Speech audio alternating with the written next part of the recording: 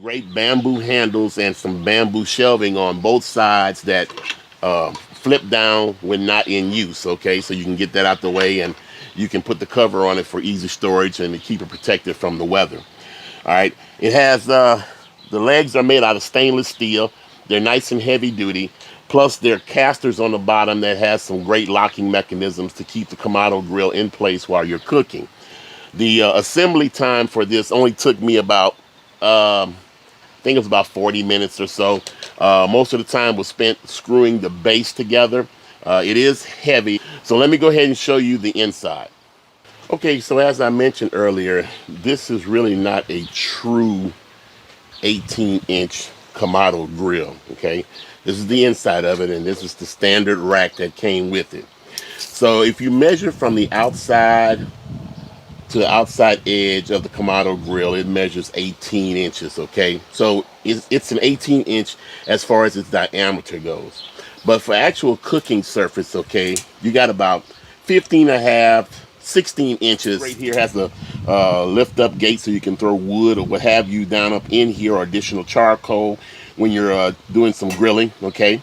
And the firebox itself is two parts, and hopefully you can see it. I have charcoal in it, so I'm not going to lift the bottom portion of it up, but as you can see, the charcoal box comes in two rings. It has this top ring here, and it has the bottom ring down here, and there's a metal plate in the bottom with a grate where the ashes fall through, okay? So you can take this out if you need be, but I usually keep it in, at least to bring the grill grate up to the proper height. Okay, so there is a two-layered vent at the front bottom of the Kamado grill. So as you can see, this one here slides back. First layer slides back and just exposes a bunch of holes to help reduce the amount of airflow going into the Kamado grill. And then if you want to go full bore, you can just open it up and you can have as much air as possible to go through the Kamado grill to get it hot enough to sear steaks or what have you, okay? And then you can just adjust it. It's going to take a little learning curve to find out where to set your holes, and depending on the weather and what have you, in order to get a low and slow of like 225 or 250, but it is doable.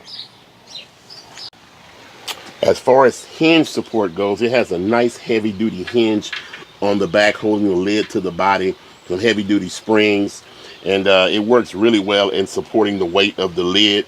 So I think this is going to last quite a while. I'm not too much concerned about that. Okay guys, as I mentioned before, the top vent is made out of cast iron. It's called a triple gear vent. It didn't explain why it's called a triple gear vent, so if one of you guys want to explain it, I'll be more than happy to pass the word on to the rest of the subscribers and the viewers.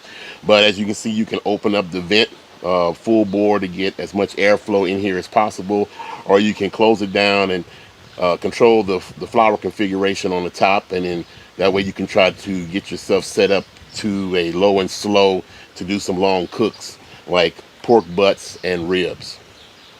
So guys, here are the casters I was telling you about that lock in place. So they really work well. Nice smooth mechanisms. You can step on top of them to unlock them and roll it around, and then lock them back down. So far I haven't had any problem with these. These have worked out quite well. Okay, so we got our Kamado grill open, and I'm show you the heat deflector with the tabs first. So as I told you, that this is kind of a two-layer firebox here. So I could take the top layer off and then lay this in there and then lay that layer back on. But for more convenient purposes, I just lay it up here on top of the firebox, and then maybe put some foil up here to ease cleanup. And then I take the grill grate and sit it right on here. So you can go low and slow action there. Your heat deflector's in the middle, and it should work out just fine. The lid closes without any problems. So if you're looking for something along those nature, then like I said, I'll put the links to all these in the bottom in the description block, all right? Now, for the divide and conquer system that I purchased, it's a little bit more, I won't say challenging, but so here's the rack. So the rack fits right inside of the top ring, all right? So no problems there.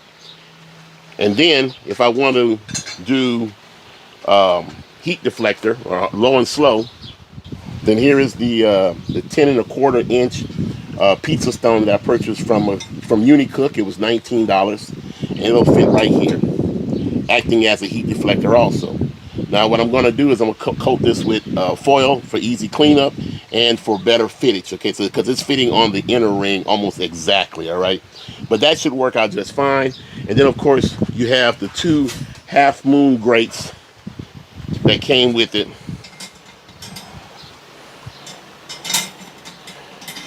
That fits like so.